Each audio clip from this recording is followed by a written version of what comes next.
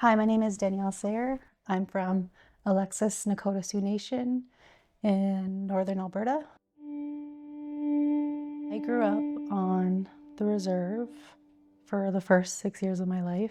I was in and out of foster care. My mom was 15 when she had me, so she was still a kid. So I was back and forth from home to her. And when I was with my biological mom, I was the one taking care of her and my brother. I remember the one time where social services got called was when my brother was 8 months old and he was hungry and he was crying and my mom wasn't there.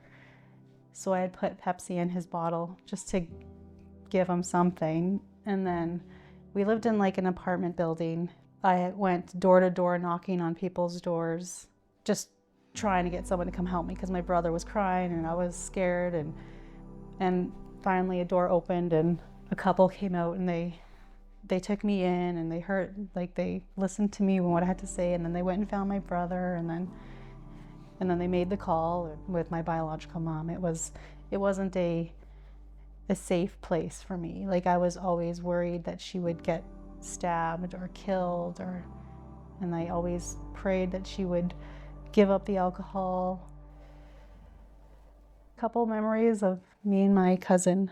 We were like brother and sister. He was a couple years younger than me. When we were younger, we were playing hide and seek. I told all my cousins to go play hide and seek because I knew the cops were coming, social services was coming, and I thought they were coming to get him.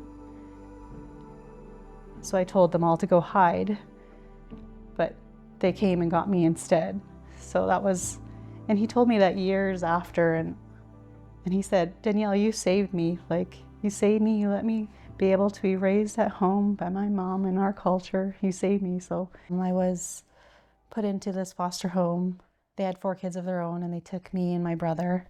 And I was 6 years old when I came into their home. We fell in love, and God, put that home in place for my brother and I, because they took both of us, because not a lot of foster homes like to take siblings. So they lived on a dairy farm, so I got to milk cows and feed calves and learn responsibilities, and my brother and I would bike around all over the farm. And yeah, it was a safe haven. I was able to be a kid. I didn't have to worry about when my next meal would be. I felt loved and safe and secure there. I struggled because I wanted so much to be with my mom. Being ripped away constantly was very hard to work through as a kid, because it hurt for a while. For several years it hurt for a while, because I would have visits with her and I would go see her, and sometimes she wouldn't show up. But after a while, things settled in with my foster family. I call them mom and dad now. It's growing up. It was a very white world, so I began to put the negative stereotypes that I would hear about Native people onto myself, whether or not they were me or not. I wish I was white with blonde hair like all the other girls in my school, because that, to me, was what beauty was all about. I wasn't proud of being Native. I wasn't proud of who I was. I carried a lot of shame. And I think that hatred and that just overtook me, and I just didn't want to be here anymore, and I didn't want to be who I was. I didn't want to live. And I wrote a letter for my mom and took a bunch of pills. Yeah, but God wasn't done with me yet, I guess. The need of Jesus, I knew I wanted something different, because when I looked at my biological side of the family, it was broken, right? There was something was missing there. And then in my family that I grew up in, they had Jesus, they had Christ, and you could see the difference night and day.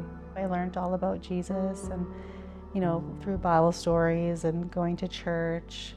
Like, growing up in a very Dutch Christian family, you go to church every day, sometimes twice a day. So I knew about that, but it wasn't until I was older where I actually took that step of my own faith.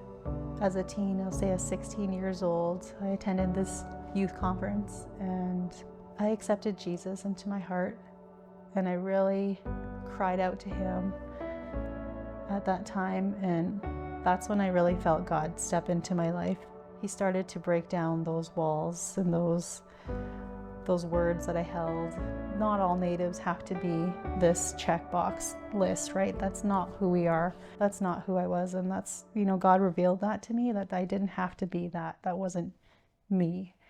For so long, you've been so ashamed of who you were, and you didn't feel like you measured up to the world, what the world says you need to be.